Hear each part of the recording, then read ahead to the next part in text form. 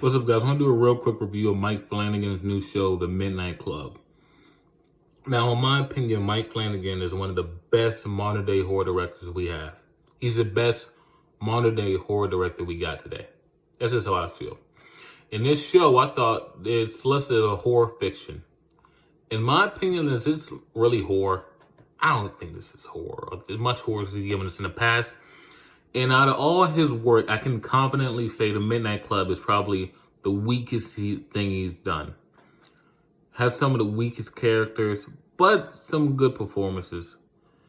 And there's some alright characters, but nothing like in his previous works, The Blind Man or Hill House. And even Midnight Mass, something that I really enjoyed. I really fucking enjoyed Midnight Mass. And there are some few, it does have his recurring cast members. And one that comes from the Midnight Mass. She's not listed here on the cast, but you know who she is to play Sandra. She comes from Midnight Mass. And I really love that. I really love a director that keeps actors around. And that you can know they have chemistry with the actor and he keeps them around. It's the same with Henry Thomas. And Henry Thomas in here. Zach Gilford's in here. And this is like his weakest thing, but I still appreciate his voice as a director and a storyteller. And he's one of the most consistent people you'll find. Every year he's been pumping them out. Every year since 2016 with Hush, he's been pumping out great stuff.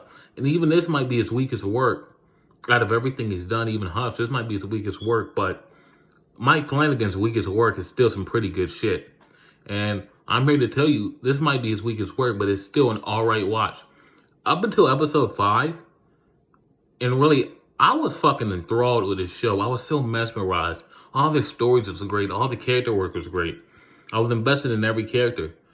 And coming away from the show, I didn't think she would end up being my favorite character. But when her character died, when the character of Anya died, something about the show felt empty. Her presence really left a hole in the rest of the season. And those final 2 episodes really didn't do it for me. Episode 9 and the finale, they didn't really do it for me.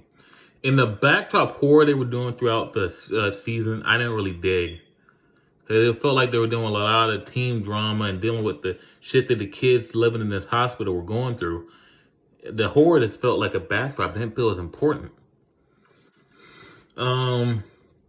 I saw the twist that this person is that person from the school all this time ago. I thought that when that person first appeared, another recurring actress played by Samantha Solon, another one of Mike Flanagan's recurring actresses that he cast. This is just like, it's good characters, good story, but I expected more, especially in the horror side. But yeah, this is like a solid, I want to give it a 6.5. It's not quite a 7, but it's a 6.5 out of 10 as a series. I recommend it if you're a fan of Mike Flanagan. But if you really like his horror side, like really, really like his horror, this might not be for you. But he does have some very good storytelling in here. And yeah, that's all I think. It's 6.5 out of 10. Not his best work, but it's kind of his worst work. But his worst work is still pretty good. 6.5 out of 10. Peace.